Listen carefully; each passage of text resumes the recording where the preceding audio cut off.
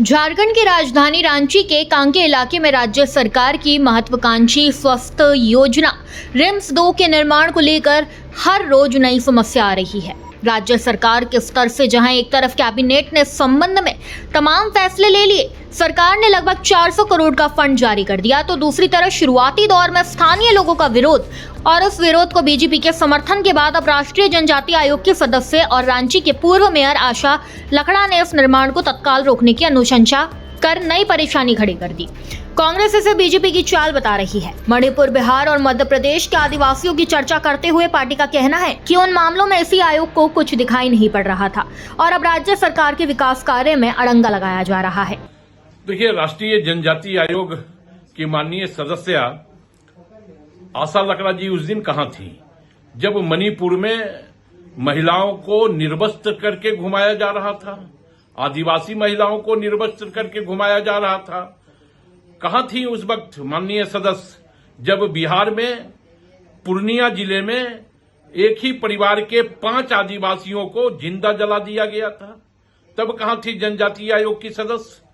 जनजातीय आयोग की सदस्य उस दिन कहां थी जब मध्य प्रदेश में उनके भारतीय जनता पार्टी के एक नेता के द्वारा एक आदिवासी युवकों के चेहरे पे पेशाब कर दिया गया था? तब कहां थी जनजातीय आयोग की सदस्य? तो जनजातीय आयोग की माननीय सदस्य झारखंड में रिम्स पार्ट 2 बन रहा है, इसके लिए कैसे नहीं बने, कैसे इसमें रोड़ा अटकाएं, इसके लिए दरबार लगा रही हैं, इसके लिए जन सुनवाई कर रही हैं। और ये जनजातीय आयोग का काम नहीं है, कैबिनेट ने पास किया है। तो ये जो साजिश भारतीय जनता पार्टी के द्वारा रचा जा रहा है कि ईडी को आगे करके, सीबीआई को आगे करके राज्य के विकास को अवरुद्ध करो, जब तमाम चीजें हो गई तो अब जनजातीय आयोग की सदस्य को आगे करके इस राज्य में भारतीय जनता पार्टी विकास में अवरुद्ध पैदा करना चाहती है। इधर बीजेपी कांग्रेस के इन आरोपों को सिरे से खारिज कर रही है। बीजेपी का आरोप है कि राज्य में जो अस्पताल पहले से चल रहे हैं उनकी दूरदर्शा की खबरें गाहे बगाए सामने आती रहती हैं। ऐसे में सिर्फ कमीशनखोरी के लिए इतने बड़े प्रोजेक्ट को मंजूरी देना सरकार के भ्रष्टाचारी रवैये को दर्शाता है। बीजेपी इस मामले में अनुसूचित जनजाति आयोग का धन्यवाद कर रही है। कह रही है कि जिस तरह से आदिवासियों की जमीन लूटी जा रही है उसमें आयोग का ये कदम सर्वदा उचित है। तमाम विरोध और आंदोलन के बावजूद हजारों करोड़ के रिम्स 2 के प्रोजेक्ट में करोड़ों रुपए की कमीशन खोरी के लालच में झारखंड सरकार ने आदिवासियों की उपजाऊ जमीन पर रिम्स 2 को बनाने का फैसला किया है।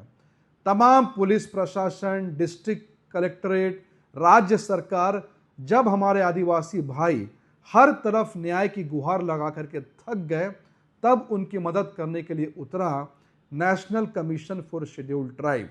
हम कमीशन के फैसले का स्वागत करते हैं और आशा लकड़ा जी का आभार व्यक्त करते हैं कि उन्होंने रिम्स 2 के काम को रोकने का आदेश जारी किया है और सही मायनों में आदिवासियों के साथ सामाजिक न्याय का फैसला सुनाया है। जिस जमीन पर इतना बवाल है उसका अधिग्रहण राज्य सरकार ने 1957 से 58 में किया था। हालांकि स्थानीय लोग 2025 से ही इस पर किसी भी तरह की सरकारी निर्माण का लगातार विरोध कर रहे हैं। खास बात यह है कि इस विरोध को बीजेपी समर्थन दे रही है। इस पूरे प्रकरण में 2 बातें महत्वपूर्ण है।